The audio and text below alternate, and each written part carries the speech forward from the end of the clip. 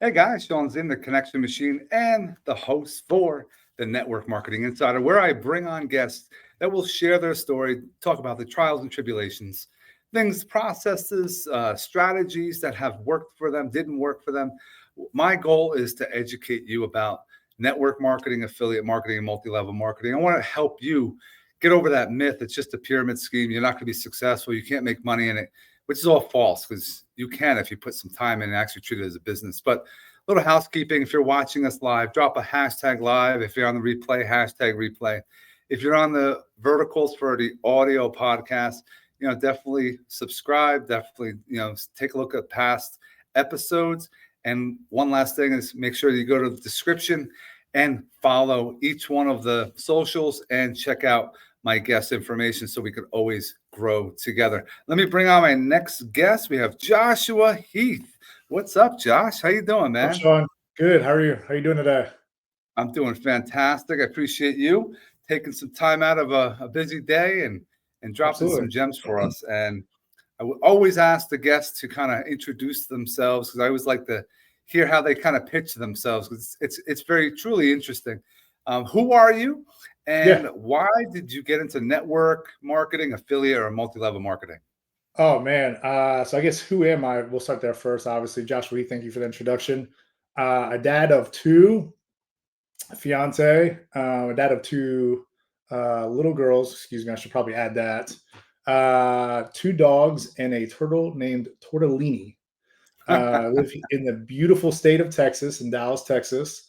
Moved here, I think like 10 years ago now. Yeah, this year's 10 years. I've been here from Maryland.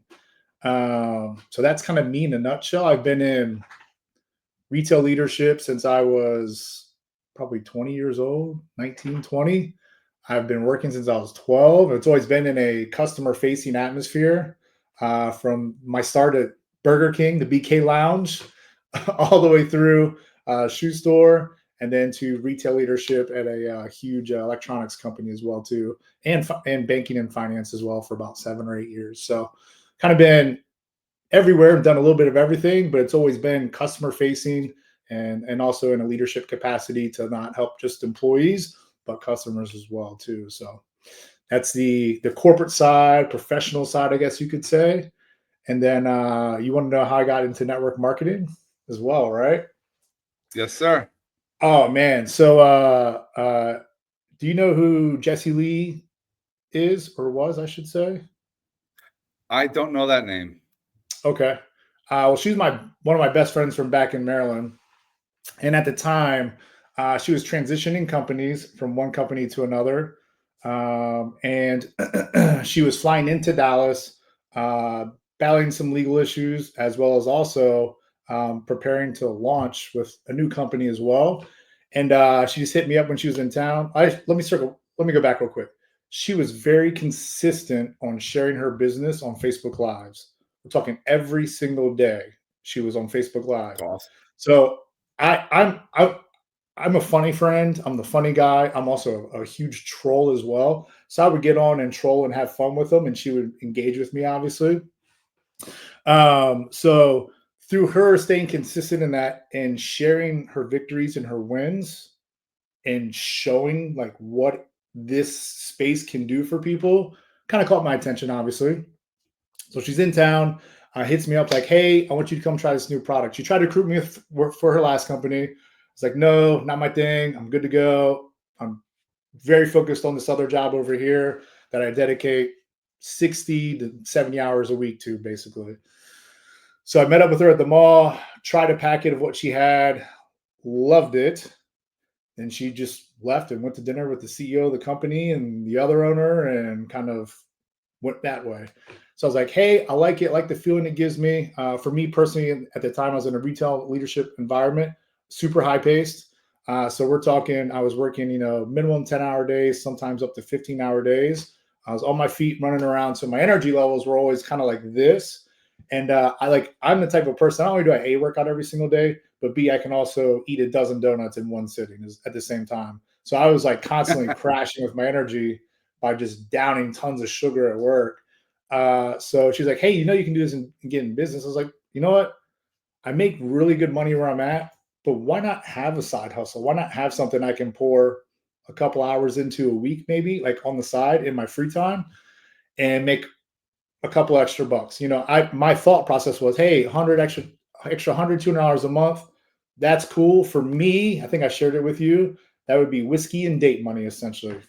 And it's not that much when you live in downtown Dallas because it's fairly expensive to go out and eat and drink in Dallas, unless you're finding super small hole in the wall style places, which are kind of few and far between now. So that's how I got started. I literally came in just for a couple extra $100 a month, just for date nights and whiskey. And then literally 7 years ago, last month, 7 years ago, was 7 full years in this space, in this industry, and then transitioning to my now new company. Well, a lot that I want to unpack. Yeah. Congratulations. As far as, yes, you can have, guys, you can have a 9 to 5, you could have a traditional job, but Yep. also, like Josh was saying, you can find little pockets of time throughout your day instead of sitting there on Netflix or playing video games. You can actually earn some money and it could be $100, $200 a month, and that adds up, guys. And it could be for those extra things that people complain about. Hey, I love it. You're a dad of 2. You're a girl dad. I was a girl dad, and I finally had my son. And I had 3 girls and my son.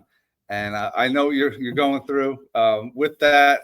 And it's something that, hey, being a dad, how has that changed you?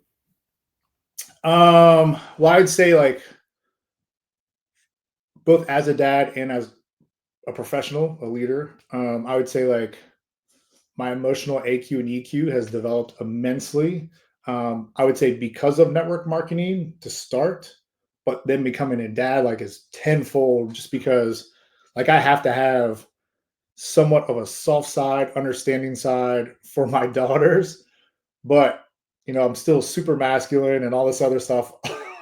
and, and coaching, managing, leading, and mentoring, etc. over here as well too. So it's finding like a happy balance. And sometimes I find myself trying to like coach and manage my daughters. Sometimes I'm like, no, this isn't the way to do it. These are kids. These are not employees or people I work with. So it's kind of funny, but I catch myself doing it. I'm like, all right, pump the brakes real quick. Let's restart this whole thing over again with the girls. No, that's awesome. It makes you grow up, and you actually take some time out. You have your whys that gets you into a higher gear. I say all the time, you don't grow up until you actually have kids. When you have to take care of another human being and keep them alive, you have a kid and you're in a hospital and they have the doctors and the nurses that take your baby away. And then you go home, and that's that first night's the most scariest night because it's you and them or your significant other, and that's it. And a living human that you're trying to now take care of. It's like you think and you're ready. It's scary, but it gets you to a higher, I think a higher gear. I like you were saying you work 67, 70 hours per week, but you still find the time, guys. You can find the time on the weekend. You can still be a dad. I'm a dad. I have 4 kids. I'm always there for my kids. I want to be in the moment, but you also can find time to make some extra cash to offset taxes. You could offset maybe paying off bills. You can have vacation money. I like the term that you used, retail leadership. Can you talk about that? Yeah. So I mean, I ran big box stores, little box stores, anywhere from I think the smallest store I ran when I took it over was like $33 million a year, all the way up to the largest store I had the opportunity to run, and we grew it to about 103 million, 105 million in a year. So I mean, night and day difference between foot traffic, employees, etc., and just the amount of employees I'd be working with as well. When you're going from a head count of maybe 85 people in a smaller store collectively throughout the year until you get to the holidays, all the way up to I'd say maximum at one of my stores was close to 300 people, if not right over, for the holidays. That you're kind of leading, coaching, mentoring, and the other side, obviously, managing as well too. So I mean, there's a lot that goes into it, and a lot of what you do, and this is in any job, this isn't just retail leadership or just retail as a whole. I mean, every job offers transferable skill sets that show up in the network marketing MLM space. I Yes. mean, what you do at work, you could probably figure it out how to really excel at it in this space as well too. There's just so many things that we do in our day-to-day lives that we don't know that we could also execute and do in this business to help us find success. There's a lot of skills, like you said, you could pick up for whatever jobs you've had in the past and use those skills to incorporate and get yourself better in whatever business you pick up, network, affiliate, multi-level. Yeah. I love how you leverage other human beings. And if you teach them and you take that leadership role, that's how your monthly income changes. It goes from people buying from it to them actually turning into you. You want to kind of create your mini me's, mini Duplicate you. yourself. Yep. And if you could do that, that's how things triple. And you don't need to have hundreds and hundreds of people. You just Yeah. need a handful of people that you can have every single. And you said consistency with Jesse Lee, with Facebook Lives. I Yep. love Facebook. I've been in Facebook jail. I'm consistent as hell to the point it's almost spam, but it's not spam. But I do it so often. Yeah. The Facebook Live, how do you feel about doing them? Have you done them before? What are your Oh, feelings about yeah. posting on Facebook? So same thing. You know, I when I first started my last business, I'd say for the first 2 years, I was going live almost every single day. That's how I built my following. You know, my lives, they weren't all like business specific lives. That's what people think like, hey, okay, I sell this product or this service in this space now. This is all I can go live about. That's not the case, right? You got to think of like, what value proposition do you have that kind of ties into what you have to offer your people, your followers, or soon to be followers. And for me, it was cooking food, making healthy food, specifically in the keto low carb space. So I would go live, even if it was like two, and I'd get home from work, I'd be exhausted. It'd be like 11 o'clock at night. I want to go shower, just relax a little bit. And then I was up making keto cereal at 2 o'clock in the morning on Facebook Live for an hour and a half one time. Did I want to do it? No. But did I bring immense value to the people that got the opportunity to watch and view that live? Yes. Did I also grow my followers from that live? Yes. Did I acquire clients and customers from that live? Yes. So it's like when it's the going gets tough and you got to do stuff that you don't necessarily always want to do. You just got to show up and just do it and say, F it. Let's just go through. Let's just do it. Get out of the way. Even if you're not in the best mood, let's knock it out. Let's get it done. Let's stay consistent. It could be a 5-minute live. It could be an hour-long live. I wouldn't advise hour-long lives anymore. Keep it nice, short and sweet, 5 to 10 minutes. It's kind of like the sweet spot for it, and just go from there. But if you can do it day in and day out, bring value to your followers, you're going to grow your followers. If you have systems in place on Facebook, specifically like Facebook groups you can plug people into, you're going to grow your groups. And then also because your groups, you're also going to grow your business as well. I agree. Yes. The hour and a half, it's tough for some people to really get in there, but it's something that, hey, I applaud you for doing that. It's something that yes, you got to be comfortable. You have to get to the point you're comfortable being uncomfortable and doing Yeah. those consistently. Oh, but not everyone's doing it. And those are the things you should be doing. So yes, in the space, like I was doing video back in 2018, I was doing lives, I was doing just regular content video. Yeah. And it's just something that it takes some time. But I'm not comfortable in front of the camera. Oh, I need to lose weight before I do it. Oh, I don't like the way I sound. All those excuses people come out with. But Yeah. the more that you do it, you're going to be more confident because you are understanding that you went through the process. I like the process. Yeah. You know, that's like you said. You before we went live. You had a workout. Yeah. I mean, health is important, and we talked about health as well. Can you talk about that with us? Yeah. Being a dad, having multiple businesses, and again, these businesses are all in 3 different verticals. So it's not like I have 3 businesses in the same vertical. It's super easy and systematized, etc. While all 3 of them are very systematized, the 3 completely different things is what I do. So I make time, I find time, I create time. I make it important to me to make sure that day in and day out, waking up in the morning, making breakfast for my little girls, haul them off to school. When I leave school, I'm going right to the gym. And I have you kind of set it up. You called it like action initiatives.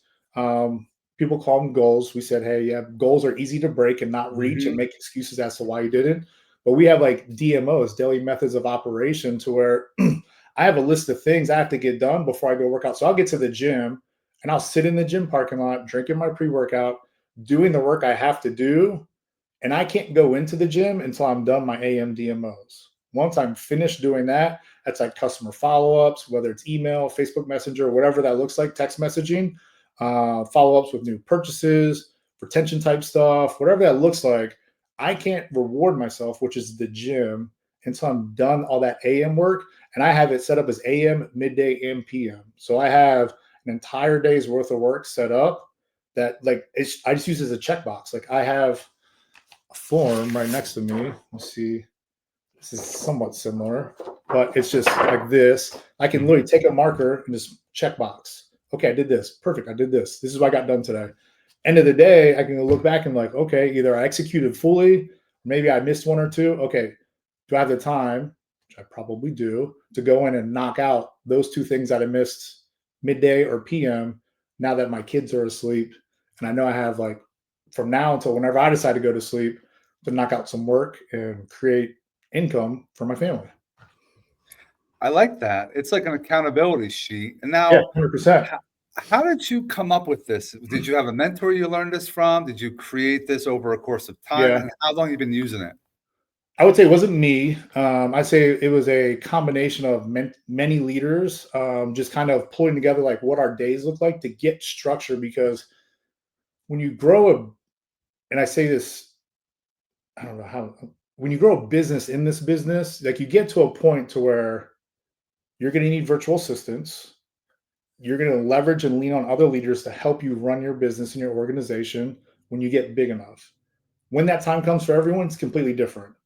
But you identified eventually like, wow, I am overwhelmed with messaging. I am in Facebook jail. I've experienced that many a times, whether it's through sharing memes Yep. or sending too many messages way too fast, right?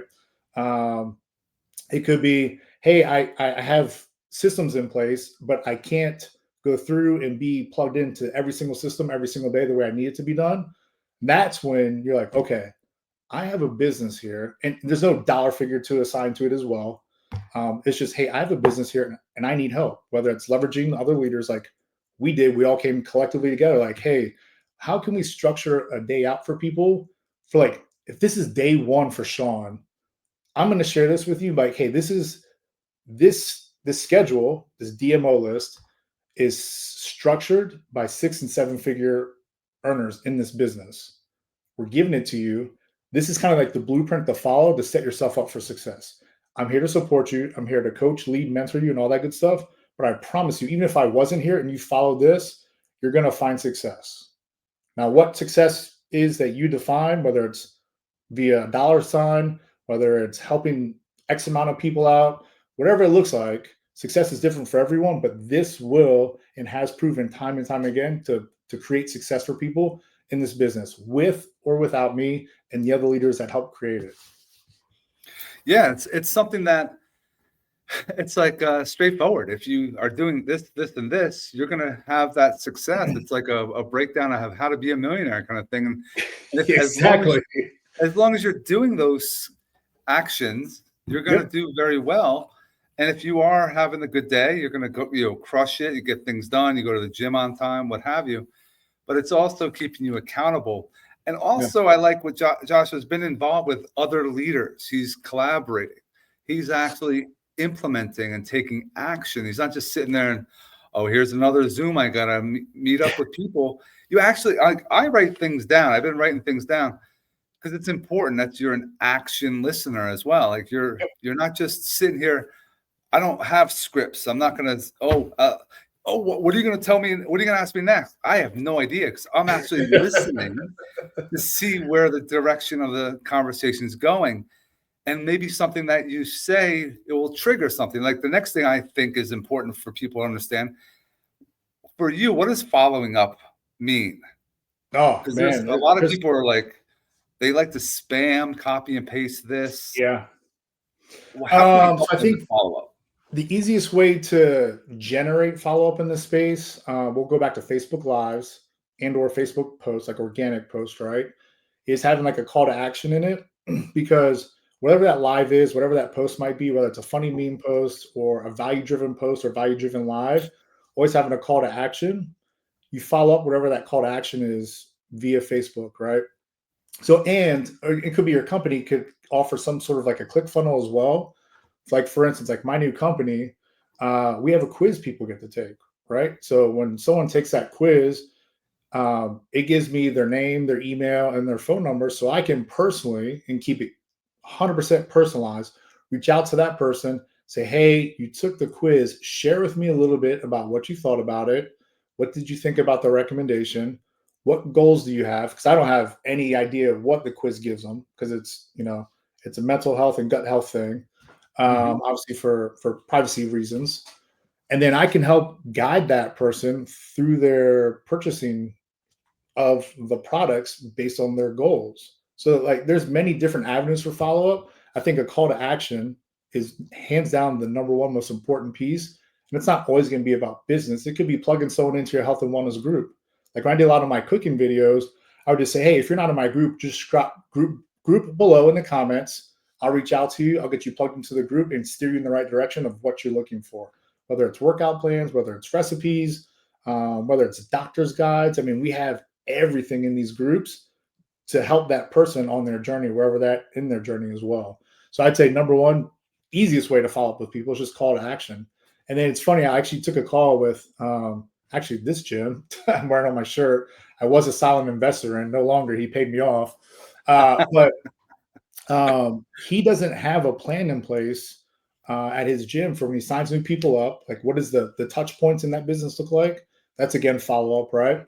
But also like a win back opportunity. So when someone cancels a gym membership, there's like nothing in place. I say, "Hey man, you need to have like a 7, 14, 30, 60, 90-day touch point plan for a win back opportunity. What does that look like in your gym?" Because yes, you're going to lose people. There's no way around it, Right, right? right, right. But you can minimize your loss and add and help your retention rate through that win back opportunity. And then the same thing when you have someone join your gym, there's like no warm welcoming email. There's no 7, 14, 30, 60, 90-day plans of just additional touch points to get someone to feel welcome and stay longer and kind of create that sticky relationship as well. So follow looks different in many different aspects, but the one thing you'll find across the board when it comes to follow up is always going to be a call to action. Yeah, I agree. Call the action for those organic kind of posts, the lives, getting people to go to a funnel, making sure you get emails from people, because it's all about getting traffic. And if the more traffic you have consistently, you're going to have a lot more opportunity, a lot more, at bats, Yeah, I always say. And if you don't have that traffic, you just have a static website, it's not going to get anything from it.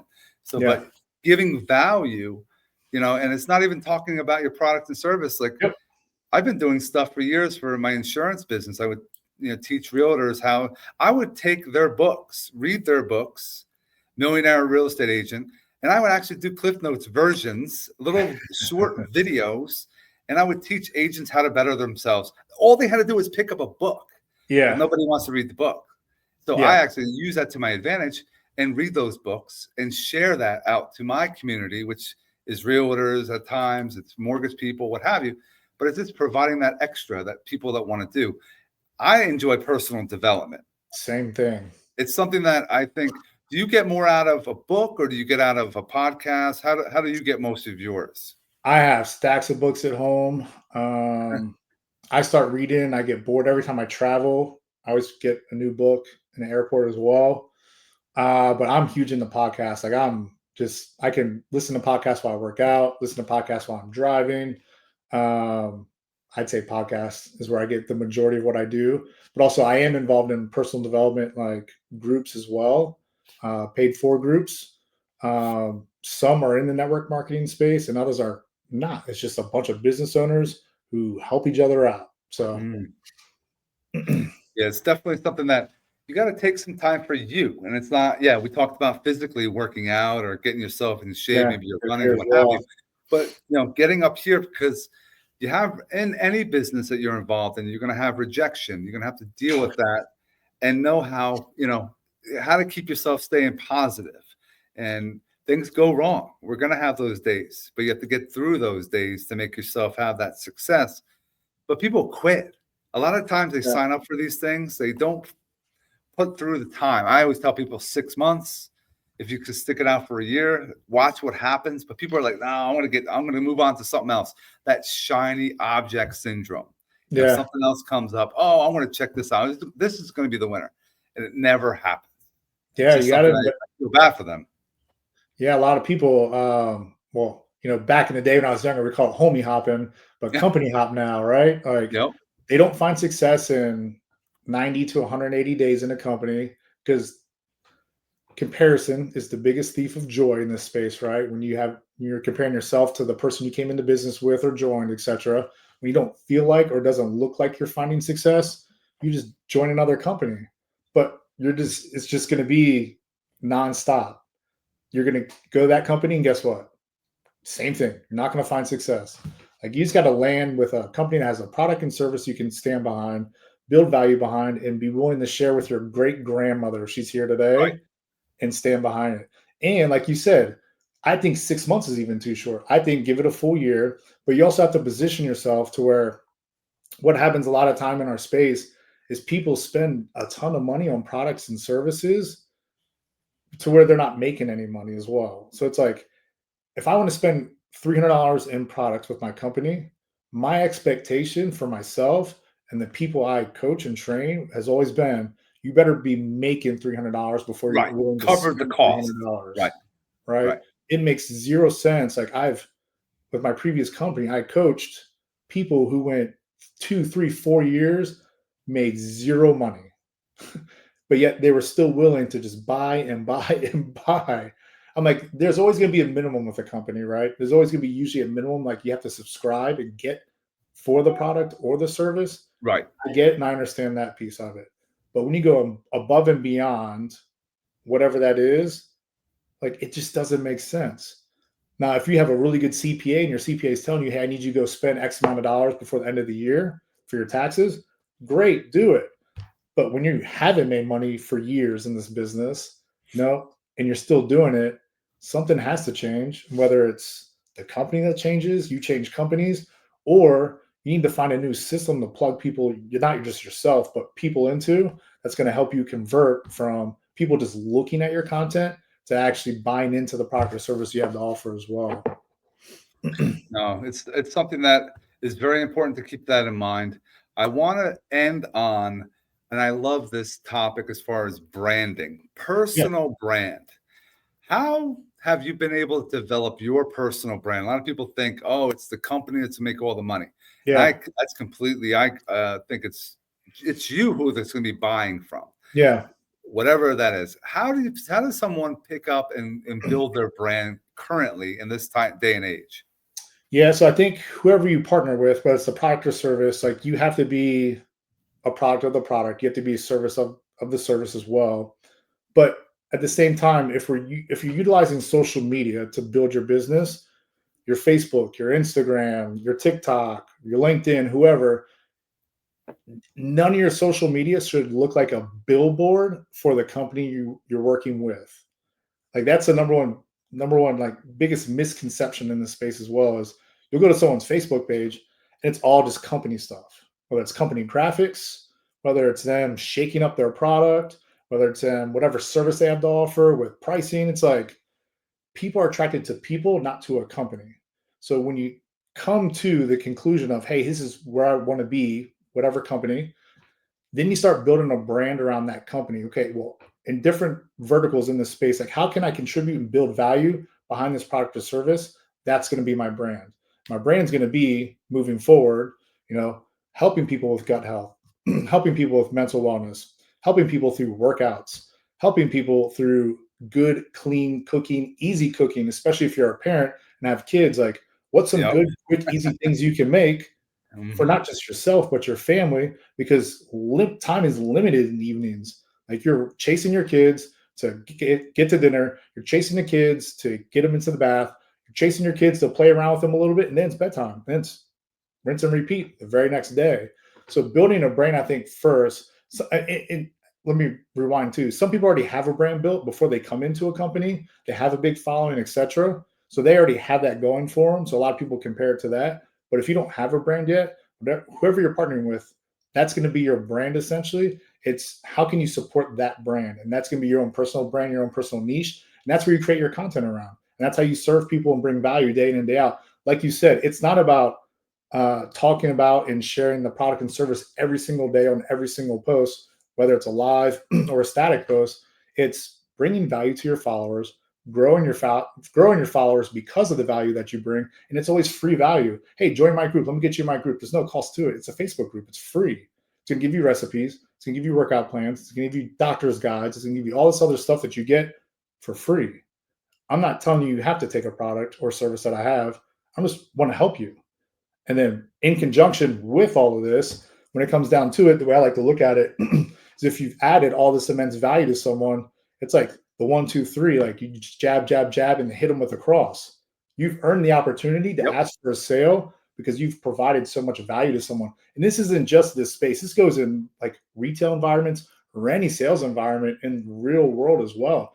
If you're bringing tons of value to people over time, you've built yourself up to where it's okay to ask for a sale, like because you've provided so much value to someone. I agree. You have to make sure that you are, yeah, you are sharing the benefits of whatever that product and service is doing personally to you. So Yeah. then it's connected. You're connecting to other people. It's emotional. You're sharing this stuff consistently. They're going to Yep. want to say, "Hey, Sean, hey, Josh, what are you doing? Let me see and get involved with whatever the heck you're doing," because you're actually being a product of whatever you are involved in, and Yeah. Yeah. it's a powerful thing. And giving free, yeah, go to free groups, set up a free, messengers. I have as well. People, groups of people that are interested in information because you Yep. can give out information in one click in Yep. your groups or a messenger. But it's just doing something that you can consistently do on a daily basis, and you'll be finding that success. And I appreciate Josh being with us today, and I appreciate everyone that's tuning in throughout. I hope you check out the description, reach out to Josh, follow him on the socials, reach out and have a call with him, see if whatever he's Yeah. doing fits in your life. And that's all we can always do is we could owe ourselves just a conversation to see Yep. where it will go. And Josh, stick around for another second. Everyone else, we hope you have an amazing rest of your day. Bye, guys.